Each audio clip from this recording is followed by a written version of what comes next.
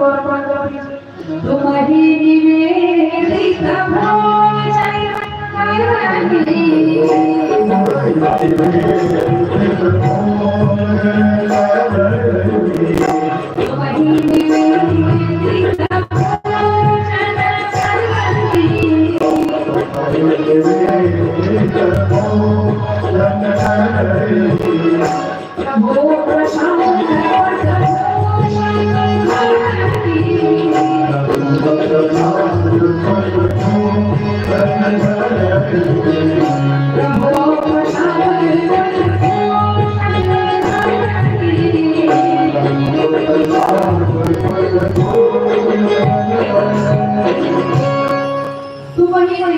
भोजन भोजन मिठाई लेकर आओ, खाने पीने की वस्तुएं लेकर आओ। सबसे पहले ठाकुर जी को दो, दिए वस्तु हो तो फिर मेरा समर्पण करती हूँ।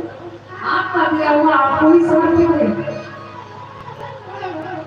और जब इस भाव से आप कार्य करेंगे तो फिर कोई भी उसमें दोष नहीं रह जाएगा, फिर सारे दोष को ठाकुर जी ले लेंगे और केवल उसका गुण ही गुण होगा। फिर उसको आप ग्रहण करें। वस्त्र लेकर के आइए तो सीधे सीधे पहन मत लो, पहले ठाकुर जी को अर्पण कर दो। प्रभु आपका दिया हुआ आपको समर्पित है और फिर उस वस्त्र को अपने शरीर पर धारण करें। आभूषण लेकर के आइए, सबसे पहले भगवान को पहना दीजिए। प्रभु आपका दिया हुआ आपको समर्पित है। कुछ भी लेकर के आओ तो भगवान को अर्पण करके ही ग्रहण करो, इस भाव से कि प्रभु इसके जो भी दोष है आप उसका निवारण करें, इसे समाप्त करें। फिर कलियुग का कोई प्रभाव नहीं रह जाता, कोई दोष नहीं रह जाता। आज राजा परीक्षित चले गए, सीधा अपने भवन में गए।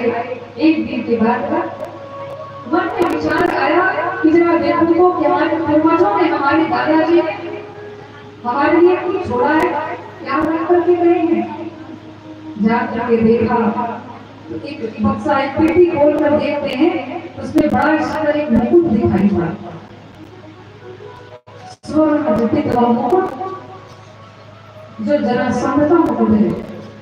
जरासंध के पुत्र ने सहदेव से मांगा था कि मुकुट मुझे लौटा दो, परंतु भीमसेन जिसे जबर लेकर के आए थे, ये अनिति से लाया गया मुकुट था और इसी मुकुट को आज राजा परीक्षित ने अपने सर पर धारण किया और धारण करके निकल गए सीधा शिकार खेलने के। स्थिति बड़ी जैसे उस मुकुट को और मुकुट भी धारण क्यों किया, क्योंकि कलियुग का स्पर्श हो चुका था, जिससे उनकी बुद्धि थोड़ी भ्रमित हो गई थी।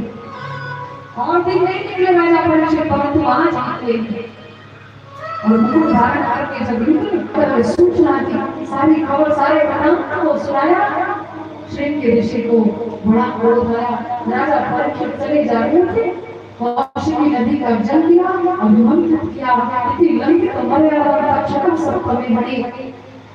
हे कुलाकार परीक्षित, तुम्हारे जिन पूर्वजों ने संतों का इतना सम्मान किया, इतना आदर सत्कार किया, ऐसे संत का तुम अपमान करते हो। तुमने मेरे पिता के गले में मरे हुए सर्प को डाला है, तो जा। ये शिव जी आज का शाप देता है कि आज के 7वें दिन सर्प दंश से तुम्हारी मृत्यु हो जाएगी। आज के 7वें दिन तुम्हारी मृत्यु हो जाएगी। चलिए अपने भवन में आए, मुकुट को जैसे ही उतारा तो अब बड़ा पश्चाताप हो रहा है। मुकुट उतर गया, कलियुग का प्रभाव जब समाप्त हुआ तो राजा परीक्षित को अब बड़ा पश्चाताप हो रहा है, बड़ी वेदना हो रही है। मेरे पूर्वजों